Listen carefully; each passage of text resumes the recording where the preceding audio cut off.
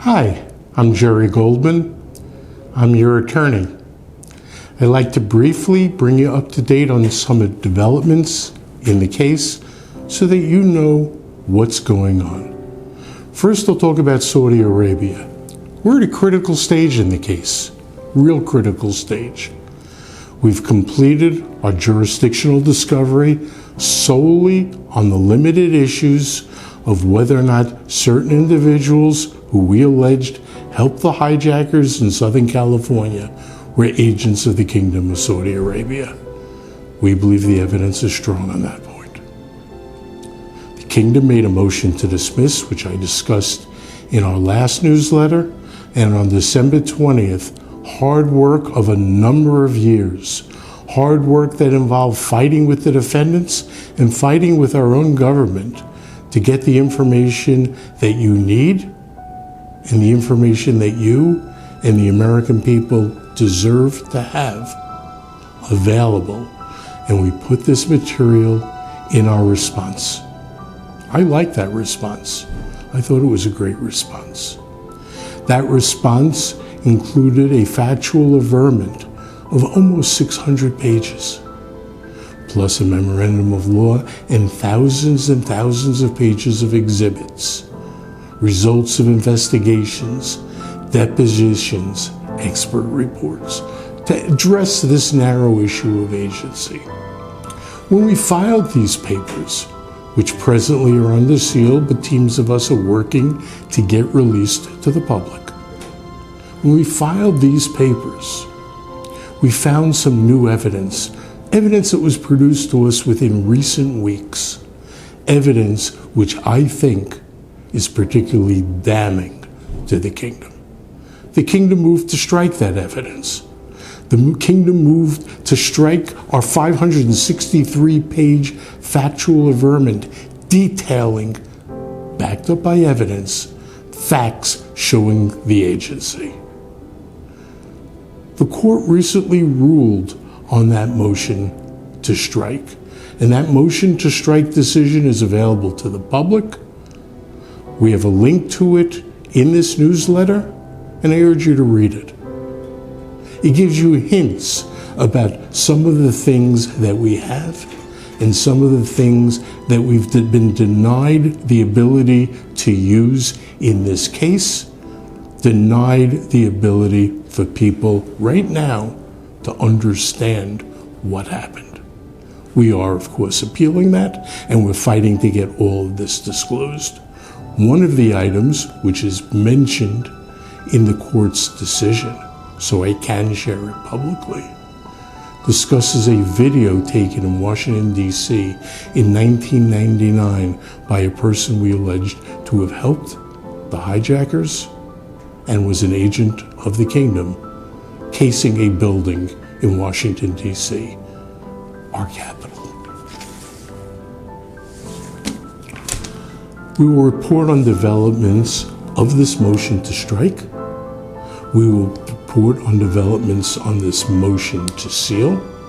We will report on developments in this whole regard, and we will be filing our supplemental papers, and we have, of course, appealed the decision on the motion to strike.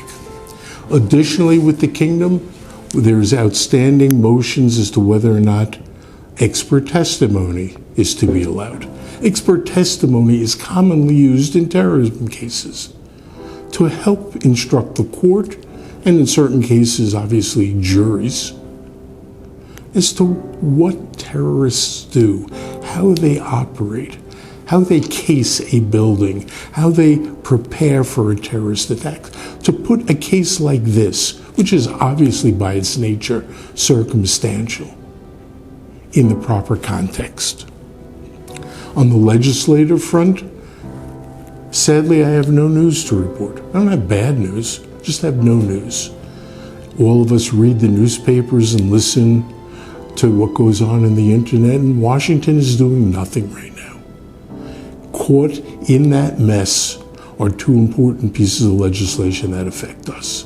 The EJVTA, which would clarify the standards of liability of the Kingdom, and fund to fund, which would improve the VSST, so there's a more steady stream of funding and a more expanded source of funding. We're still cautiously optimistic about both of these because at some point or another, this logjam has to open up, but that's what we're working on. Obviously, the issue of those fourth and fifth rounders who didn't get the catch-up is still on our mind and still on our legislative agenda. Similarly in Washington, relating to the VSST, is the issue of what people call the cotton money or the reserve money, which we anticipate will be in 2025. It could be in 2026, but we're hopeful that it's in 2025. With regard to that money, the GAO had to do a study. There's a group of military veterans families who are ahead of us in terms of the funding. It was projected they were going to get about $1 billion, and that's what our projections were. We believe the GAO formula will give these veterans somewhat less than $1 billion, which, if finally adopted, would give you more. We will let you know of those final results, and we're working on that diligently. With regard to Dubai Islamic Bank and the charities, I've discussed in the past our efforts to add you individually to the case because the court decided there should not be a class action. I'm pleased to report that I added this past week all of you to that case.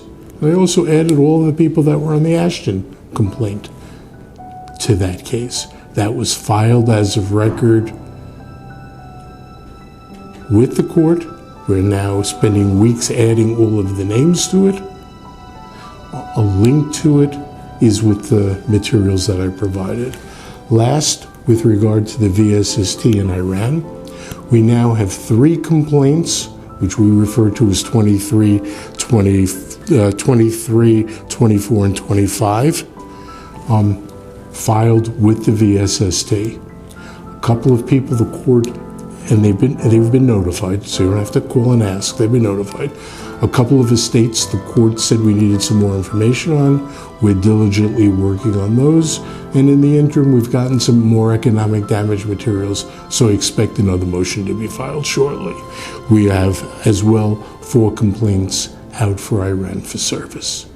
Presently, there is no scheduled distribution this year of 2,446 pending claims with the VSST. All but around 20 or 21 have been paid to us, and all but about 40 have been paid out to you, and we're working on knocking that number to 40 to about half that within the next couple of weeks. Okay? I'm honored to be your attorney, and I'll speak to you soon. Thank you.